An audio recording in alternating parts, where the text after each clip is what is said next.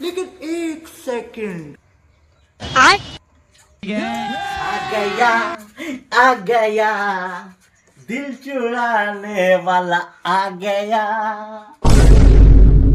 শালা সকাল সকাল ইলেকট্রিক ডিপার্টমেন্টের বিজিবিওয়ালা কি পাগল হয়ে গেছে? সকাল সকাল গান করছে কেন? আগে আগে কি হলো আবার? দেখি যে तेरा बिजली का बिल आ गया, 5 साल से तेरा हेयर ड्यू है यार, नहीं तो ऊपर का तार तेरा काटा जाएगा प्यार और नीचे का हो जाएगा फुस फुसम।